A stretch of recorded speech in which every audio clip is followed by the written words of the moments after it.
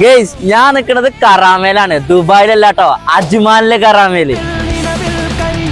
അയിലമത്തി, ചൂരകാരി, കണവമീൻ, കിളിമീൻ അടക്കം ഇന്ന് ഫിഷിന്റെ ഒരു പൊടിപൂരം കാണിച്ചരാ. വാ, മീൽസ് എങ്ങനെ?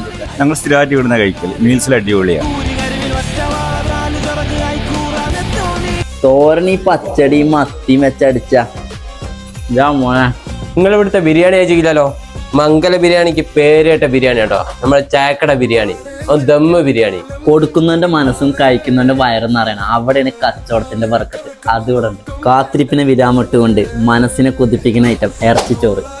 നമ്മളെ ഭാഷയിൽ പറയുകയാണെങ്കിൽ സ്വർഗച്ചോറ് കിട്ടണമെങ്കിൽ ഞായറാഴ്ച വന്നോട്ടോ. ഇതൊരു ഒന്നൊന്നര ഐറ്റാണ്. അജ്മാൽ ഈ ഒരു ഐറ്റം പുലാവ് ഇങ്ങക്ക് വേറെ എവിടെയും കിട്ടൂല കേട്ടോ. നമ്മുടെ സ്പെഷ്യല് ചിക്കൻ പുലാവ്. കാലം വായിക്കുന്ന ഐറ്റോ ചിക്കൻ പുലാവ് 60 വെച്ചിട്ട് ഒരു രക്ഷയില്ല കേട്ടോ.